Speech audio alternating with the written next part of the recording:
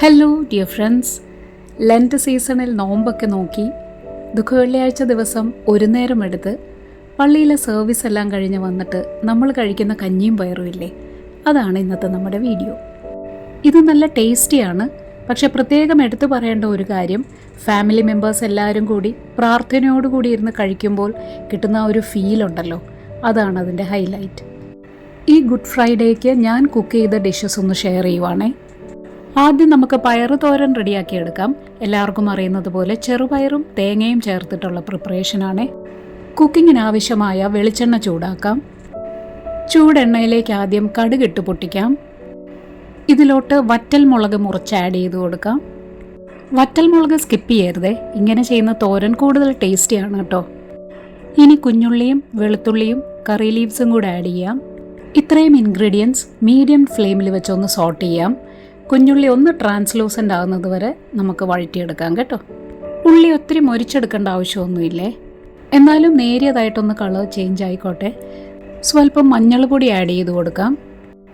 എരിവിനാവശ്യമായ chilli flakes add ചെയ്ത് കൊടുക്കണേ. ഇനി ലോ ഫ്ലെയിമിൽ വെച്ച് ഇൻഗ്രീഡിയൻസിൻ്റെ നല്ലൊരു ഫ്രേഗ്രൻസ് വരുന്നത് വരെ റോസ്റ്റ് ചെയ്തെടുക്കാം.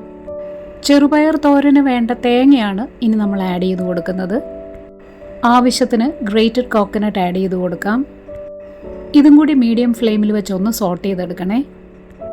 തേങ്ങ നേരിയതായിട്ടൊന്ന് മൂത്തോട്ടെ, അപ്പോൾ തോരൻ നല്ല ടേസ്റ്റി ആയിരിക്കും കേട്ടോ. ഇത്രയും ആയാൽ കുക്ക് ചെയ്ത് വെച്ചിരിക്കുന്ന ചെറുപയർ ആഡ് ചെയ്ത് കൊടുക്കാം. ആവശ്യത്തിന് ഉപ്പ്, കുറച്ച് പെപ്പർ പൗഡർ, പിന്നെ സ്വല്പം മഞ്ഞൾപ്പൊടി, ഇത്രയും ആഡ് ചെയ്ത് കുക്ക് ചെയ്തെടുത്തിരിക്കുന്ന പയറാണേ. വല്ലാതെ അങ്ങ് ഉടഞ്ഞു പോകാതെ പാകത്തിന് വെള്ളം ചേർത്ത് വേണം പയർ കുക്ക് ചെയ്തെടുക്കാൻ.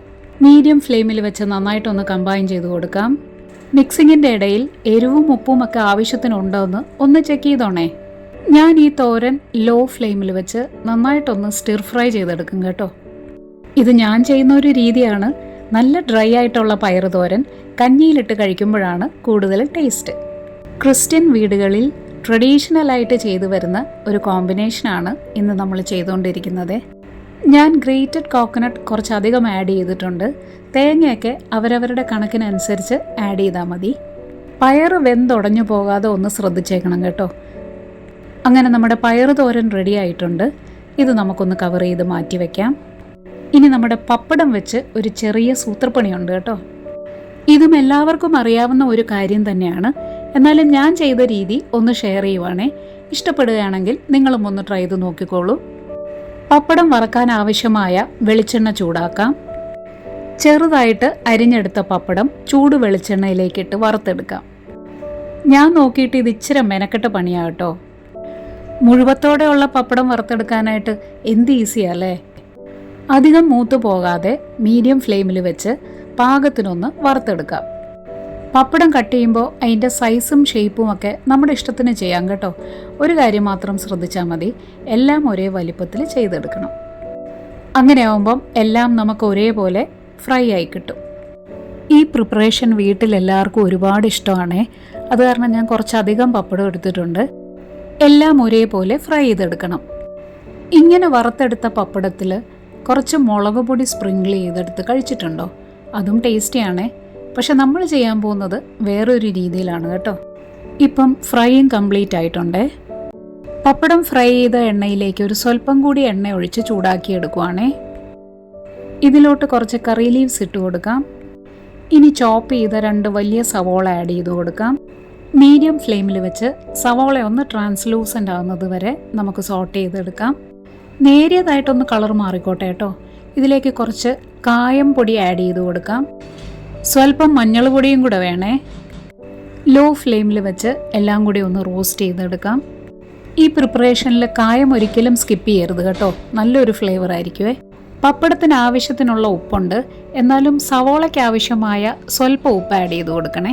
ഉപ്പ് അധികം വേണ്ടെന്നുള്ളവർ ഇതങ്ങ് സ്കിപ്പ് ചെയ്തോളൂ. ഇനി എരിവിനാവശ്യമായ ചില്ലി ഫ്ലേക്സ് ആണ് കേട്ടോ ഞാൻ ആഡ് ചെയ്ത് കൊടുക്കുന്നത്. ഇതിന് പകരമായിട്ട് ചില്ലി പൗഡർ യൂസ് ചെയ്താലും മതി. ചില്ലി ഫ്ലേക്സ് ആഡ് ചെയ്യുന്നതാണ് എനിക്ക് കൂടുതൽ ടേസ്റ്റി ആയിട്ട് തോന്നിയിരിക്കുന്നത് കേട്ടോ. ഓരോരുത്തരുടെയും എരിവിനനുസരിച്ച് ആഡ് ചെയ്ത് കൊടുക്കാം. ഇനി ഇത് ലോ ഫ്ലെയിമിൽ വെച്ച് നമുക്കൊന്ന് റോസ്റ്റ് ചെയ്തെടുക്കാം. പാകത്തിന് റോസ്റ്റായി കഴിഞ്ഞാൽ ഫ്ലെയിം സ്വിച്ച് ഓഫ് ചെയ്യാമേ. ഇതിലേക്ക് നമ്മൾ ഫ്രൈ ചെയ്ത് വെച്ചിരിക്കുന്ന പപ്പടം ആഡ് ചെയ്ത് കൊടുക്കാം. ആ ചൂടിൽ വെച്ച് തന്നെ എല്ലാം കൂടി ജെൻറ്റിലായിട്ടൊന്ന് കമ്പൈൻ ചെയ്തെടുക്കണം. കമ്പൈൻ ചെയ്യുമ്പോൾ പപ്പടം പൊടിഞ്ഞു പോകാതിരിക്കാൻ ഒന്ന് ശ്രദ്ധിച്ചേക്കണേ. കാണാനുള്ള ഒരു ഭംഗിക്ക് വേണ്ടിയിട്ടാണേ, പൊടിഞ്ഞു പോയി കഴിഞ്ഞാൽ ഒരു സുഖം കാണത്തില്ല. അങ്ങനെ നമ്മുടെ മസാല പപ്പടം റെഡി ആയിട്ടുണ്ടേ. ഇത് കുറച്ച് സ്പൈസി ആയിരിക്കും കേട്ടോ. ലഞ്ച് ബോക്സിലൊക്കെ പാക്ക് ചെയ്തെടുക്കാനായിട്ട് പറ്റിയ ഒരു ഐറ്റമാണ് കേട്ടോ ഇത്. ഇനി നമുക്ക് കഞ്ഞി സെർവ് ചെയ്യാം. ഗ്രേറ്റ് ചെയ്ത തേങ്ങ ചേർത്ത കുത്തരിച്ചോറിൻ്റെ നല്ല കഞ്ഞിയാണേ. തേങ്ങയും ഉപ്പും ചേർത്താണ് ഞാൻ കഞ്ഞി റെഡിയാക്കി എടുത്തിരിക്കുന്നത്. തേങ്ങ ചെറുതായിട്ടൊന്ന് ക്രഷ് ചെയ്ത് ചേർക്കുന്ന രീതിയുണ്ട് കേട്ടോ. എങ്ങനെ വേണമെങ്കിലും നമുക്ക് തേങ്ങ ആഡ് ചെയ്യാം. ഇനി നമ്മുടെ പയറ് തോരൻ സെർവ് ചെയ്യാം. കുറച്ച് നാരങ്ങ പിക്കിൾ സൈഡിൽ വെക്കാം. ഇത് ഹോം മെയ്ഡാണേ. ഇനി മസാല പപ്പടം സെർവ് ചെയ്യാം. എല്ലാവർക്കും അറിയാവുന്നതുപോലെ പപ്പടം കഞ്ഞിയിലേക്ക് ഇട്ട് കഴിഞ്ഞാൽ അതിൻ്റെ ക്രിസ്പിനെസ് അങ്ങ് നഷ്ടപ്പെടും. അതുകൊണ്ട് സമയം കളയാതെ തന്നെ കഴിക്കുക. Thanks for watching and keep watching. By.